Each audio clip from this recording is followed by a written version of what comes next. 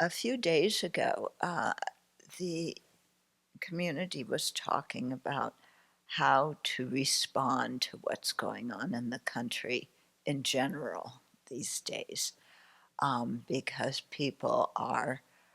more and more people are afraid, people are concerned, people are stressed. People don't know what in the world's going on, that the country that we thought was somewhat stable is now that. So we talked about it a bit, and basically the conclusion was um, we will approach it as we do everything else in our lives from the viewpoint of our values, and so particularly ethical conduct, yeah, and compassion, and so how to relate to these current events, with ethical conduct and with compassion, without taking partisan positions, but taking ethical and compassionate positions, yeah, that may or may not fit with different partisan ones, but we're not trying to be partisan, okay? So, I should say about Los Angeles too. I grew up outside of Los Angeles. I went to school in Los Angeles. Um, the area where the protests have happened is downtown, and maybe they've changed downtown since I lived there, but downtown Los Angeles is not like downtown Chicago or downtown New York that are flashy and lots of stores and very rich neighborhood and everything. The downtown Los Angeles I knew, which I'm assuming hasn't changed a lot, kind of run down, okay? And there's a lot of poverty, you know, uh, um, areas around there. Yeah. So it's when you think of the riots in LA, don't think of what we saw with the riots in New York a few years ago. Yeah, because it's a totally different neighborhood. Um, and what was happening was a protest because ICE went in there and started going into people's workplaces unannounced, arresting people. Yeah. And I've heard that they've also, at some time, I'm not sure there or somewhere else, started going into schools and taking kids. So, um, in terms of our ethical values, and compassion, this is not good. Yeah, it's very damaging for families and especially children.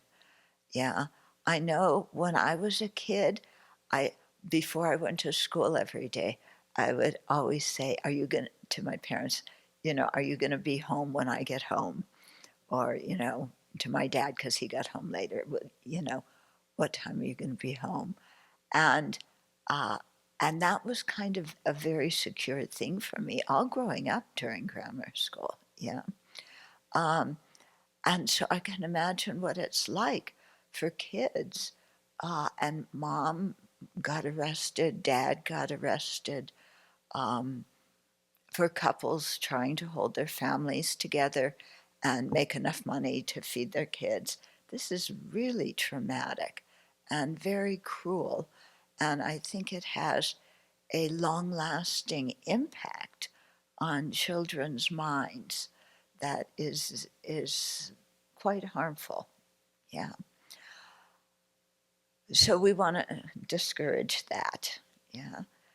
Um, Granted, it's always better to follow the law and for people to be able to come into the country legally.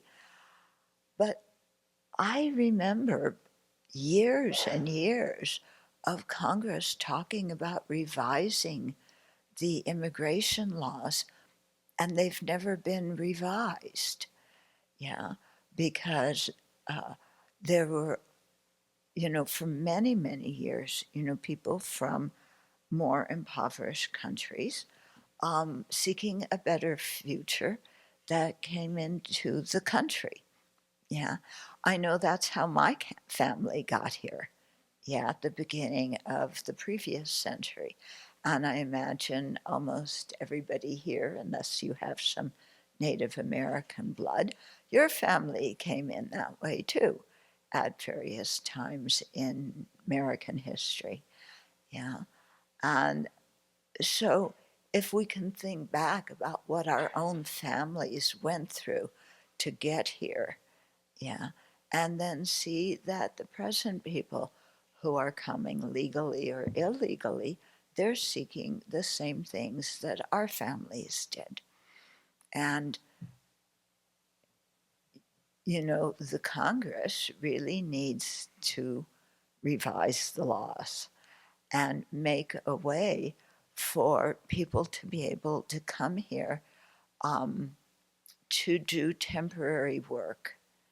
Yeah, if they're not going to let people come in as residents or prospective residents, then there should, at least for certain occupations, be the opportunity to come in as migrant workers. I know many other countries have that kind of status, and that just makes it very clear. People can come and work, they can send money back to their families in their own countries, which desperately need it. And then, there's also a path to legal citizenship. Um, we keep hearing that the birth rate is low in this country, and there's people in the government who want to, uh, get people to have more babies. Well, immigration is a great way if you need more people and more children growing up. But what I see, again, and this contradicts with my ethical values, is that people, well, sometimes they want uh, and force people to have babies, uh, then, the government wants to cut um, funds for their education, cut funds for health care, yeah, cut funds if there are any, for like preschool and Montessori and these kinds of things. And so, if you want to have more, an increase in birth rate, you have to take care of the people after they're born. Otherwise, again, what's going on? Yeah, you don't want to increase the birth rate, and then you have a country full of more people who do not have the same rights as people who have been here longer, don't have the same education, don't have the same economic opportunities and employment opportunities, and that just doesn't make any sense. Yeah.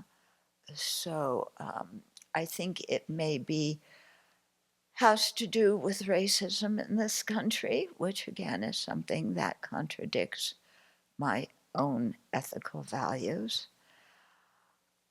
Okay, so these are things that we have to improve on as a country, I think.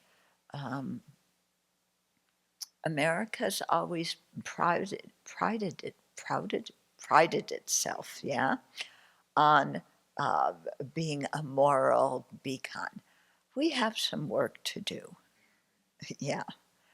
And even when I was growing up with the Vietnam War, we have since then too. And when you study American history, yes, all through American history, we have some work to do to hold ourselves up to the standard that the founders at least spoke about theoretically.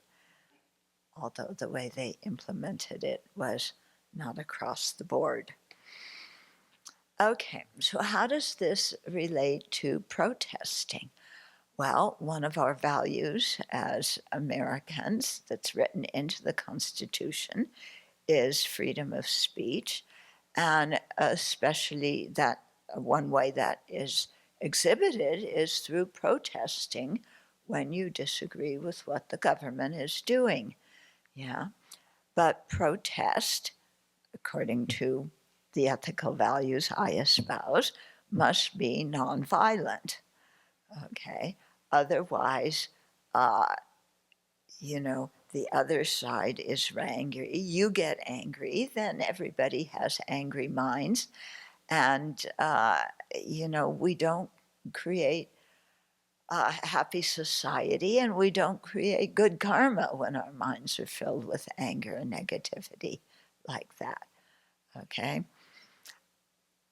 so they say that the protests, and I think all protests basically start out peaceful. Yeah, and when the troops come in, okay, well, first you have the cops, yeah, and the police take care of things, and they're trained to police riots and things. The police and the military are very different, you know. I mean, they have guns. Everybody has guns, which, oh, it's so nice in Singapore. Not even the police have guns, yeah, let alone the citizens. But um, the police are trained to deal with crime in communities, and they're trained to deal with, protests, how to keep the crowd going in the right direction, and what to do if there's violence, if violence comes. The military is not trained for that. They're trained for fighting wars, which is a totally different ballgame than policing in cities. Yeah. So the police was doing their job, and according to the mayor and the governor and the police department, the head of the police department got on TV and said this too, that they were handling everything. It was going well. Yeah, they were able to handle things. Well, then the federal government started importing, without the consent of the governor or the mayor or the police chief, started out with 2,000 National Guards. The National Guard, you know, they're trained for national emergencies, okay? Like if you have floods, if you have fires, if, there's things where the police need extra help. And so the governor is the one who traditionally calls up the National Guard. Yeah. In this case, the governor was not consulted. The police chief, the mayor, everybody said they're handling it okay. The federal government sent in, starting, I think, on a Saturday, they first came, 2,000 National Guard. Okay. There's now 4,000 National Guard in Los Angeles and 500 Marines. Okay, National Guard, maybe I don't know, maybe they have some training for this. I don't think so, because this is the job of the police. The Marines are not trained for this. There's been no coordination. And people say, what are the rules about who does what? And what are the National Guard allowed to do? Marines are the ones who are fighting wars abroad. Yeah, I don't know what in the world you need Marines on the streets for. To me, this is just like, huh? You know? There was also a Black Hawk military helicopter that flew in. I think it was maybe yesterday, no, yes, maybe on Sunday. It flew in and it apparently had a lot of ammunition that it was downloading to help the National Guard. I do not understand why this response was so enormous and why these people who were not trained to do this work and were put in there. And even if the National Guard had some training in this, I don't know if they have, the police already said they could handle it. Yeah. And I'm thinking also, the National Guard is needed for emergencies. If there's a fire, because we're moving into fire season, these people that are now in Los Angeles are needed elsewhere. Yeah. But why 4,000? Yeah. And what happens from my own experience in my younger days in being in protest is as soon as you have people with weapons and riot gear, yeah, it becomes like a challenge to the protesters to riot. We're all here with our our helmets and our things in military fatigues. The National Guard arrived in military fatigues with their shields.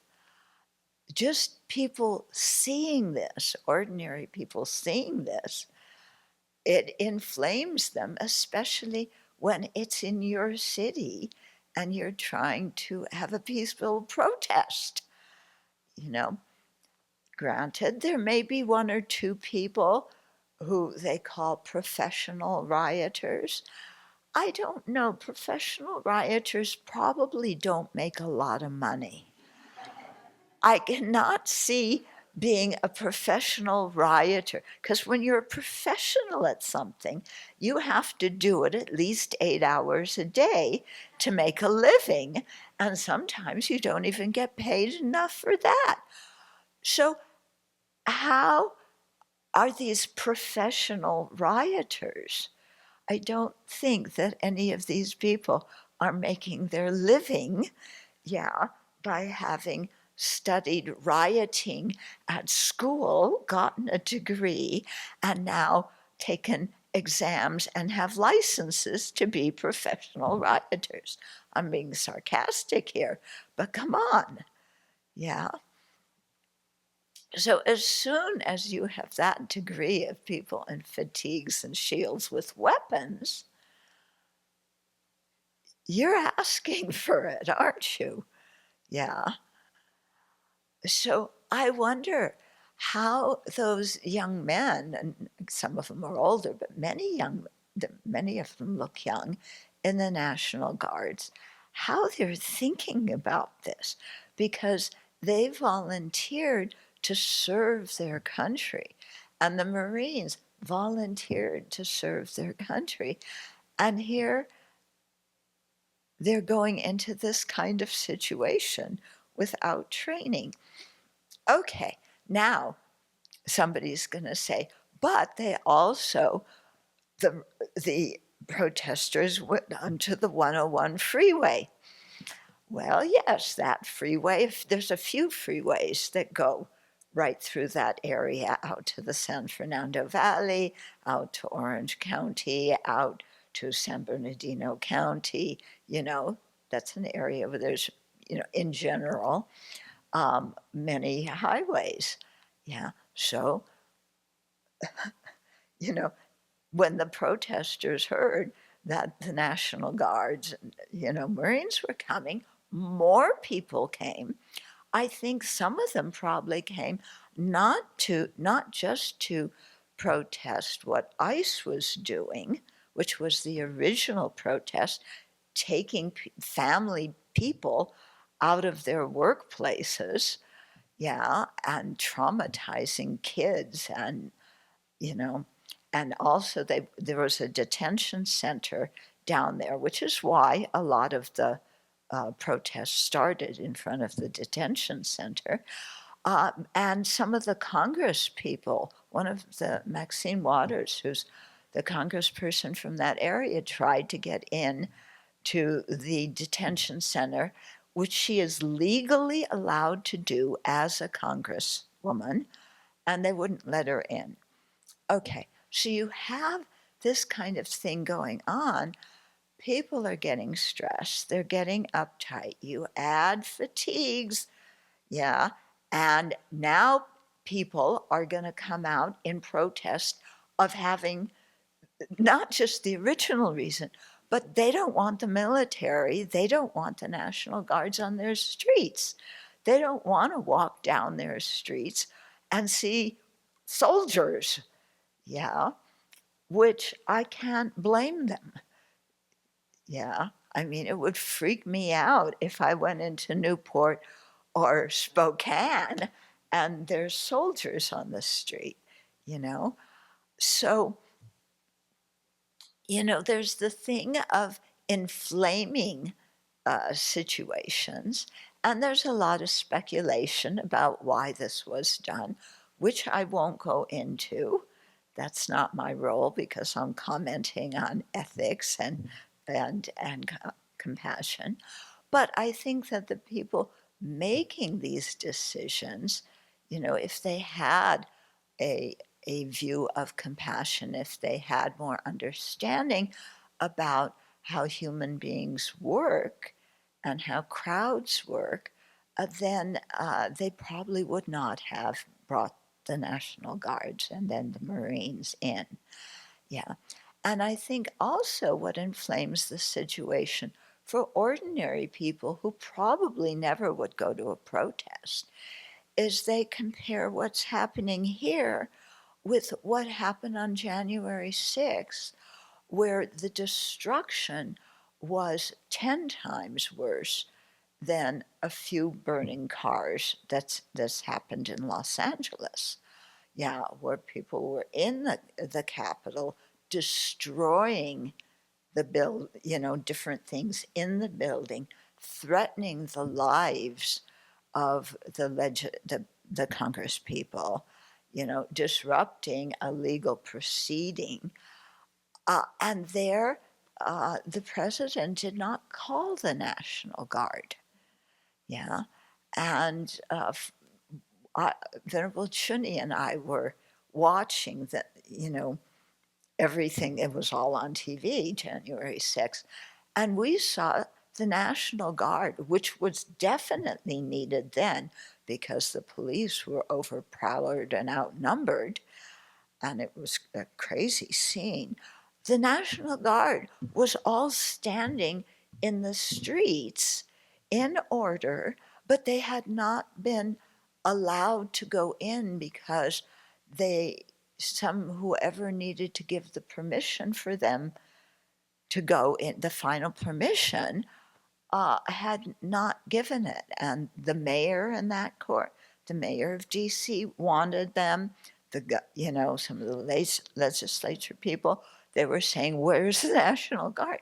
Well, they were standing down there in formation, but they were not allowed to go in.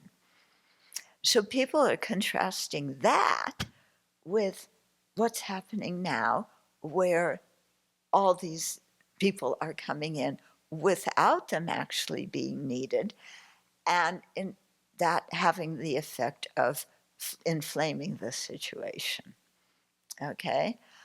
So I think, if we come down to nonviolence on everybody's side, yeah, and kind of dealing with anger, stepping back, protesting. Yes, we have freedom of speech, but not hurting other people and not hurting material goods.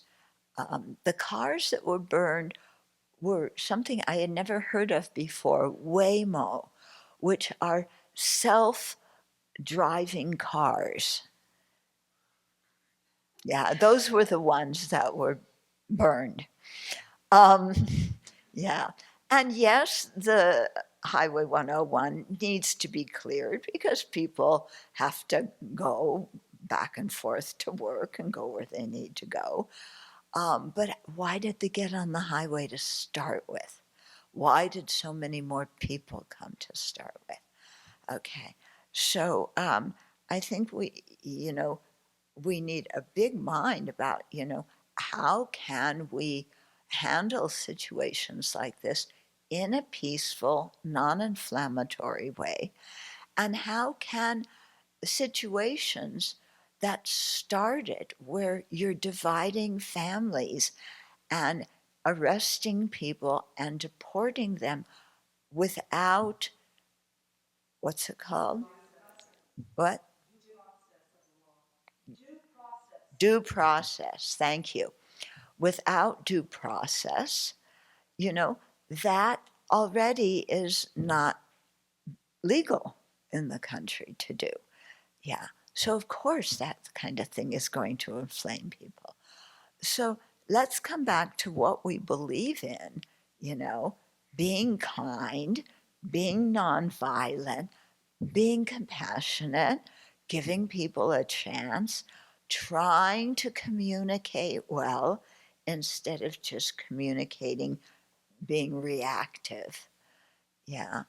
And let's do that and see if we can make our voice known, if we're on the side of the people that want to make our voice known, whether it's on January 6th or whether here, doing it nonviolently, yeah, and have the response from the government, be as nonviolent as possible.